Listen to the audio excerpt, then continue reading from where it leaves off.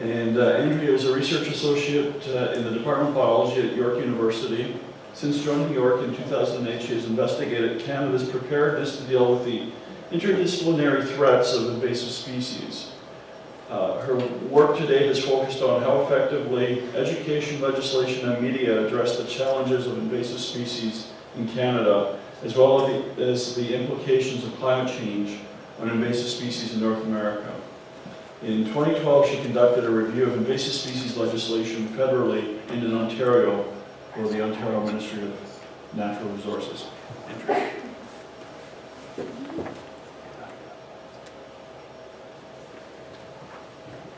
Okay, thanks, Nick. Hope everybody's still awake this late in the day. So we've examined a number of different laws, regulation, and policy today, and I want to attempt to integrate it for you by looking specifically at the legal framework in place federally and in Ontario to deal with aquatic invasive species. So I thought I had 30 minutes, so I'm going to just brush through the first few slides here.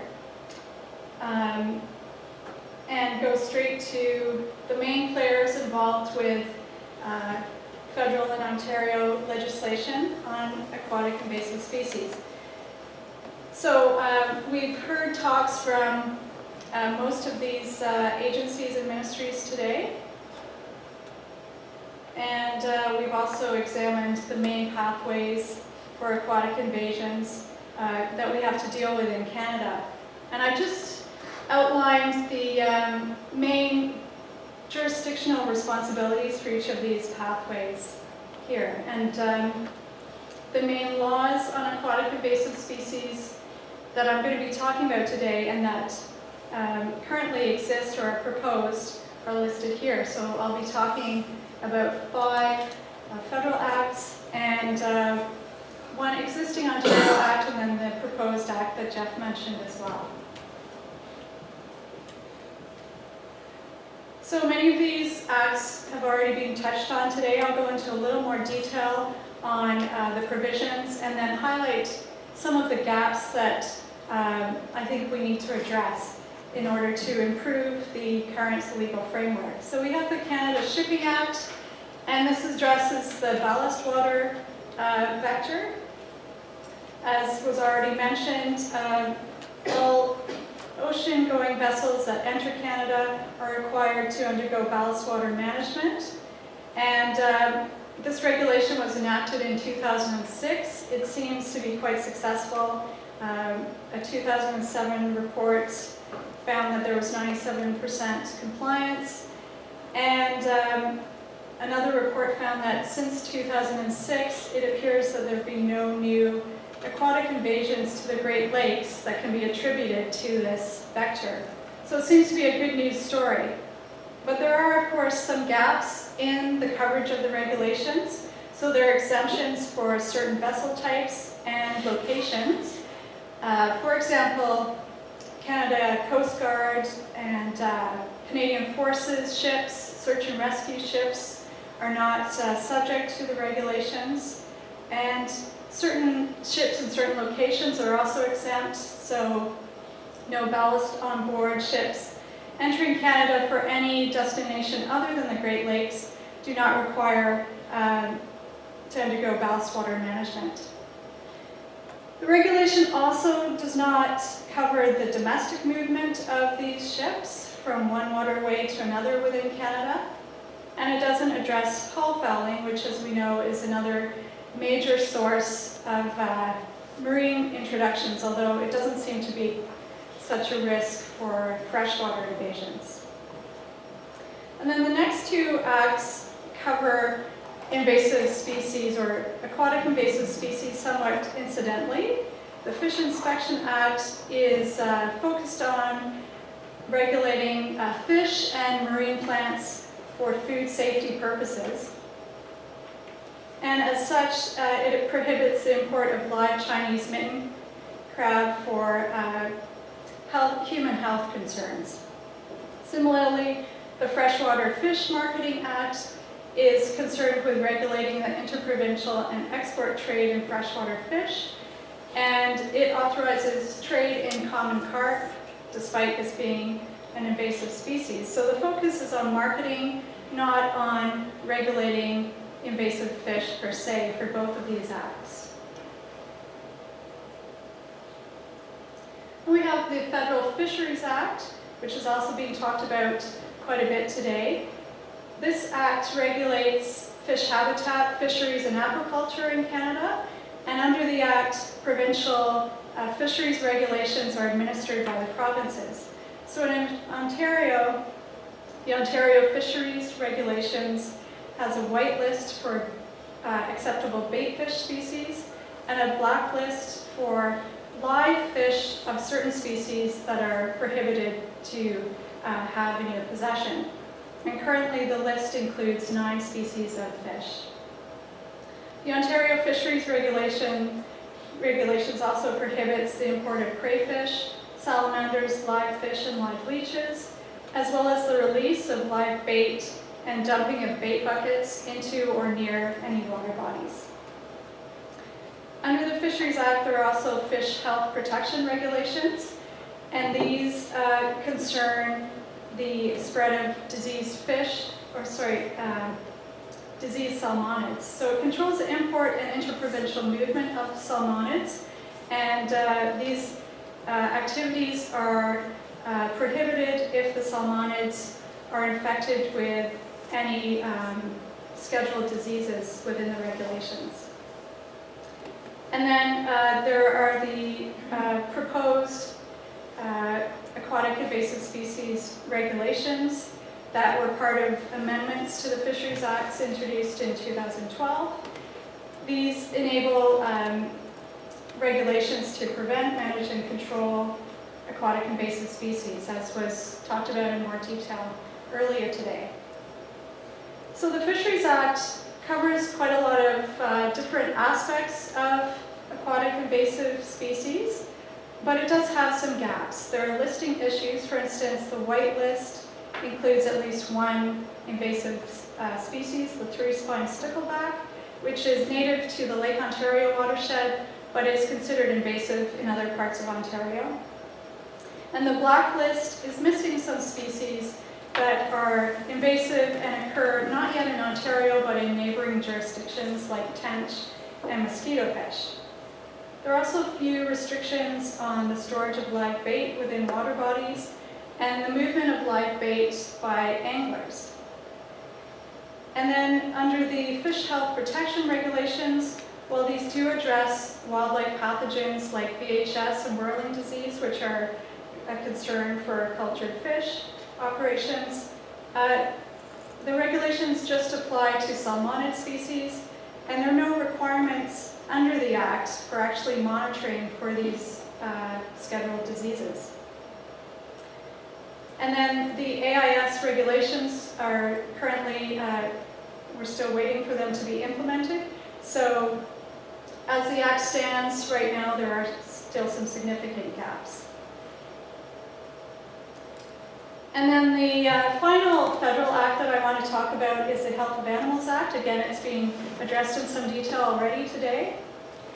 This is an act focused on preventing the spread of diseases and toxic substances that can affect animals throughout Canada. And so the focus is on disease control, not on whether invasive species that are not diseases are being brought into the country.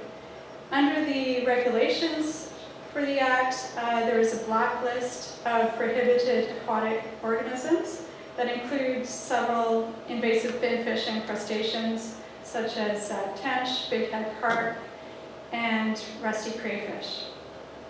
And there are a list of invasive wildlife pathogens, VHS and whirling disease among them, that are mandated as reportable diseases under the Act. So as I mentioned, the focus is on disease control, not on prohibiting aquatic organisms entry into the country because they're invasive per se. And there are some exemptions under the Act, so permits are not required for the importation of aquatic animals that are going to be used for pets or for personal use. Moving into the situation in Ontario, there's one currently existing act that focuses or that covers aquatic invasive species, and this is the Fish and Wildlife Conservation Act. This is an act to deal with trapping, hunting, fishing, and related activities in the province, and it also regulates the possession, movement, and trade in wildlife and fish. So under the Act, there's a whitelist of acceptable aquaculture species and a blacklist of live fish that are prohibited for trade without a license. The Act prohibits trade and stocking of fish infected with listed pathogens. And again, these include invasive pathogens like VHS and Whirling disease. So as with the Ontario fisheries regulations, there are some listing issues. The white list includes some invasive species, such as common carp and goldfish, and the black list is missing species that are found in neighboring jurisdictions. There are also no requirements under the Act to actually monitor for the scheduled diseases, and no requirements to quarantine diseased fish if they are detected. And there are gaps in who is regulated under the Act. So the aquarium trade is exempt from licensing if it is involved in buying and selling fish that are not native to Ontario. Fish researchers are not regulated under the Act, and zoos are partially regulated in that they are subject to the Act if they contain Ontario wildlife that are regulated under the Act. So exotic, non-native species are not covered. And then Jeff already talked about the proposed Invasive Species Act in quite a lot of detail, so I won't go into too much detail, but this act was introduced earlier this year, is currently going through second reading, and it represents, it's quite a comprehensive act if passed. It represents the first of its kind in Canada. So if it is passed, it will be a significant step forward in addressing invasive species in Ontario. It focuses on the identification, classification, and regulation of invasive species according to threat level. And invasive species are defined as those that are not native to Ontario or to a part of the province. And so there are prohibitions based on whether the species is recognized as a significant threat, in which there are stricter prohibitions, or a moderate threat in which there are fewer restrictions. There are also, the Act also enables carriers of invasive species to be regulated and allows for a range of powers, including fast tracking to quickly regulate an emerging threat, and preventive measures such as prevention plans, early detection, and rapid response plans. The Act will also allow for the designation of control areas if an invasive species is identified in a certain part of the province, and certain powers will be enabled that will allow action to prevent the spread and to attempt eradication of the species in those control areas.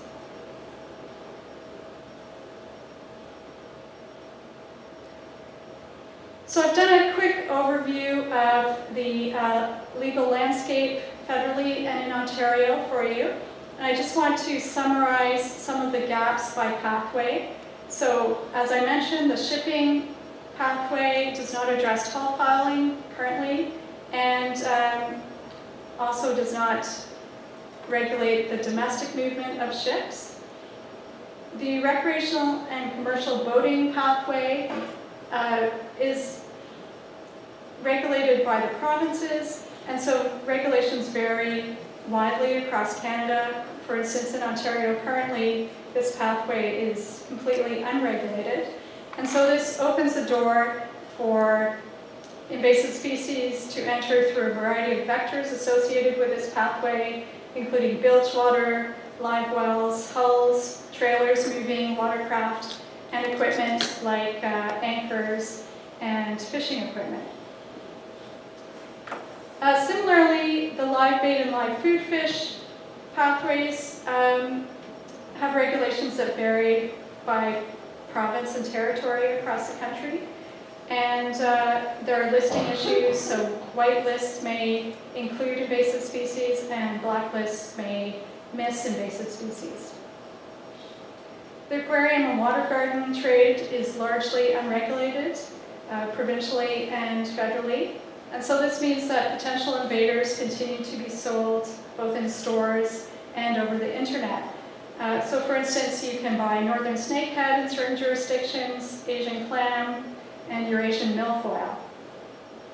And a gaping hole in this pathway is the regulation of aquatic plants. So currently, aquatic plants fall through the cracks. They're not addressed by any legislation or regulations in Canada. And I didn't actually go into any details on canals and water diversions because these are not currently addressed in the context of aquatic invasions by any legislation, federally or provincially. They are covered by the Federal Environmental Assessment Act, but the environmental assessment process federally does not have any requirements to actually consider the effects or potential effects of invasive species. So this is quite a concern when we think of the impending invasion of Asian carp, for example, and many other species that could be facilitated, their movement into Canada or into provinces and territories could be facilitated through canals and water diversions. And just taking a step back a bit, just some broader concerns with the existing legislation and regulations.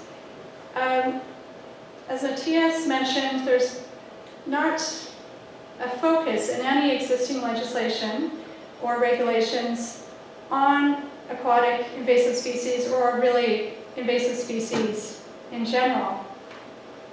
Of course, this will change with the implementation of the Federal Fisheries Act, Aquatic Invasive Species Regulations, and the Provincial Invasive Species Act in Ontario, if that goes through. But as the situation stands currently, invasive species are really dealt with in many instances in an incidental manner in legislation that deals with a number of other issues and in a sectoral fashion with acts that deal from everything from shipping to human health to trade and so forth.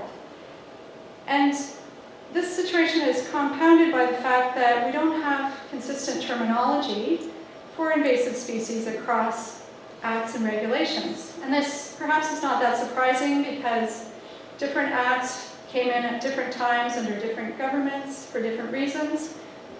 But what it means now is that we don't have a common language in which to talk about invasive species in legislative frameworks.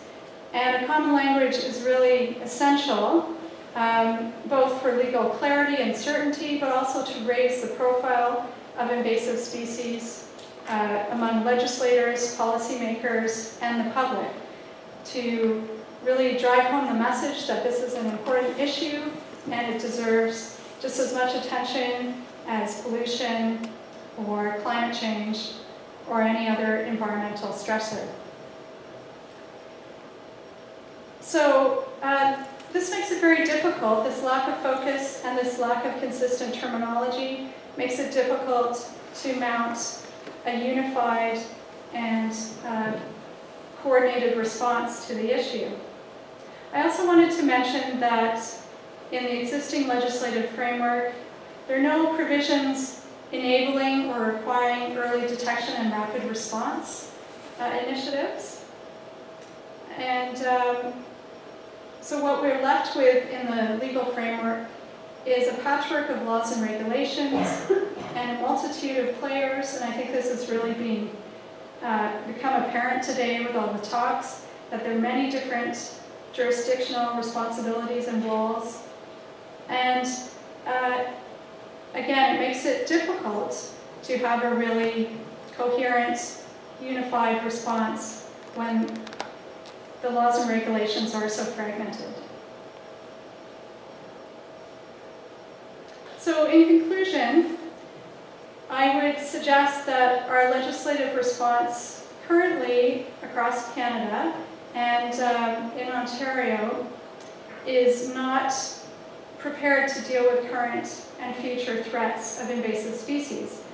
There have been some recent promising developments, and those have been outlined today, but we need to continue to address the gaps and to harmonize action within and across levels of government. Because as we know, invasive species don't respect political boundaries, and we can't act in isolation because any action is going to be undermined by the weakest links dynamics that are inherent to invasions. So whether we are looking at an overarching act that covers all aspects of invasive species threats, or different pieces of core legislation, or amendments to existing acts, I think it's clear that we need some kind of legislative reform, and this is already underway with the proposed AIS regulations and the proposed Invasive Species Act. But I would suggest that we also need to be thinking about having some umbrella agency in place to oversee the development, the implementation, the enforcement, and the harmonization of any legislative changes that we want to undergo in the country.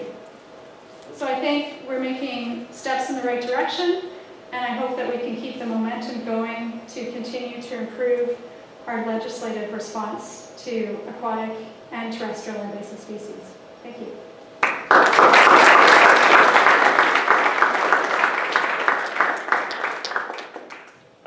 Questions?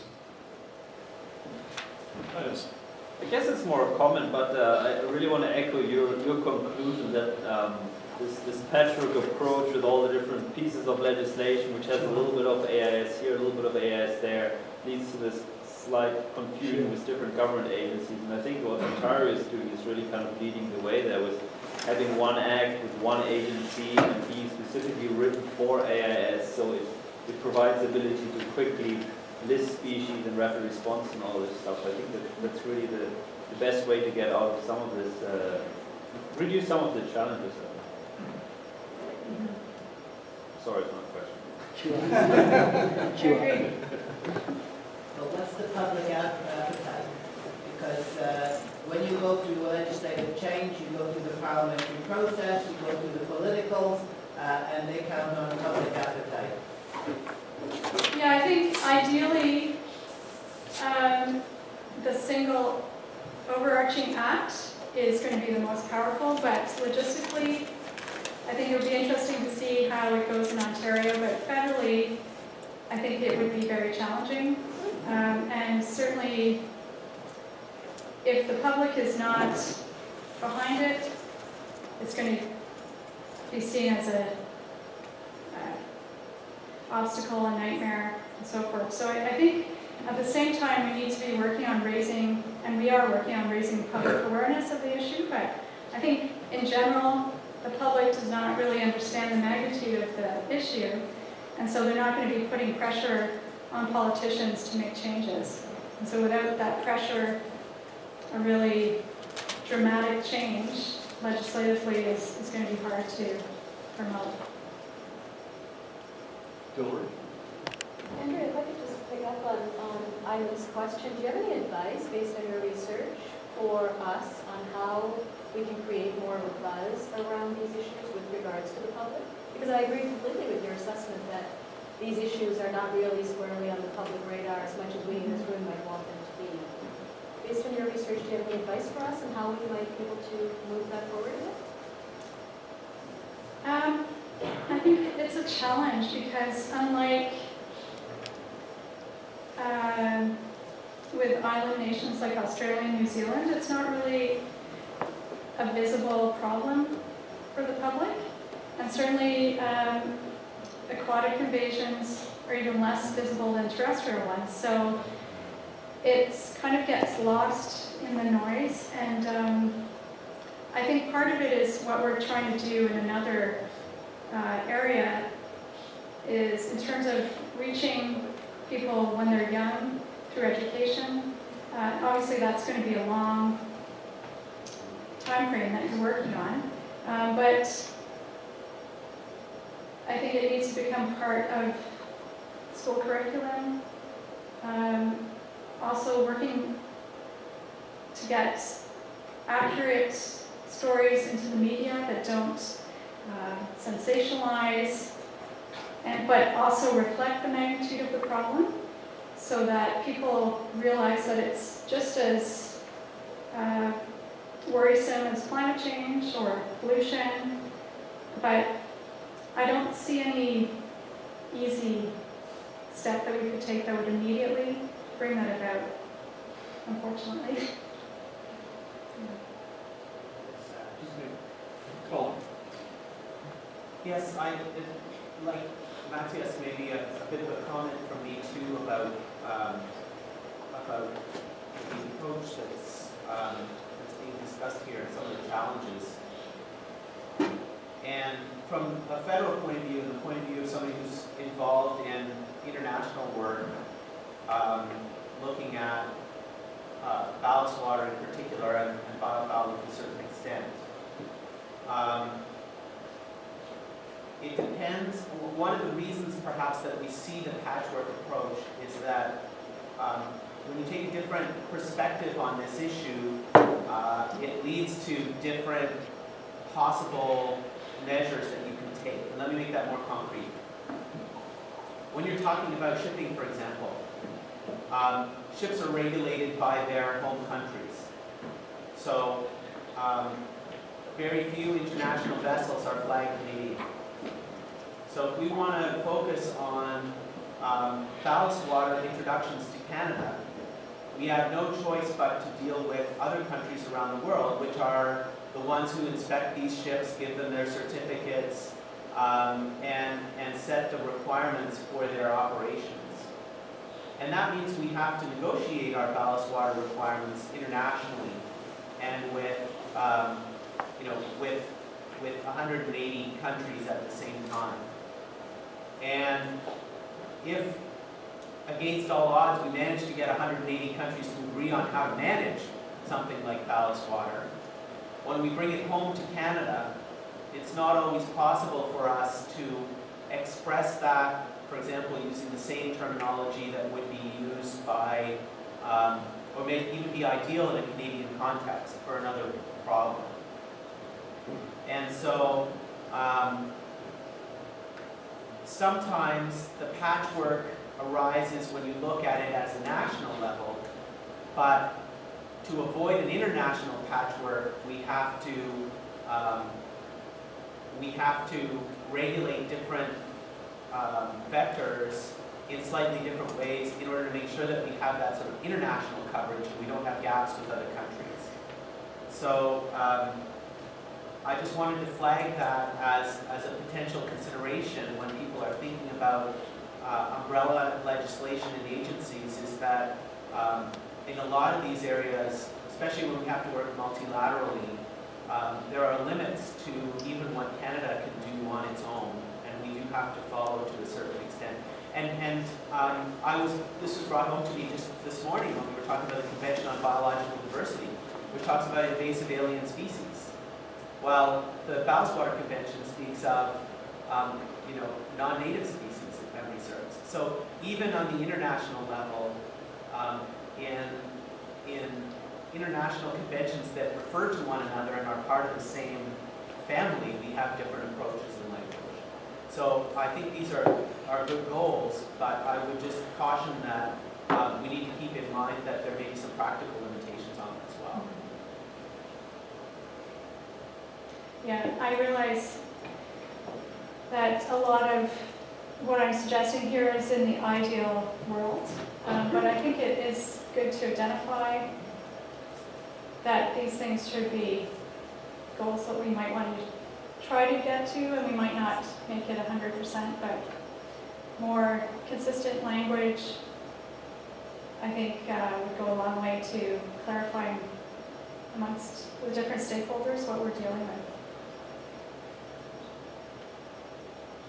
Just a question, as an outsider, I've heard mention of an invasive species council at the national level. Is that, I mean, this is filling out an umbrella solution that you have suggested, but is the charge of that group to somehow harmonize and identify conflicts and coordinate? I'm not sure exactly the charge of that. I'm probably not the best person to talk to about that, because I was focusing more on legislation, but my understanding is that they are bringing together the different invasive species councils that exist at the provincial and territorial level. I'm not sure if they also have a mandate to deal with legislation. But what suggestion could be to, based on your recommendation, a charge to the council to address some of these conflicts and try to find some ways of addressing that? Okay, thank you.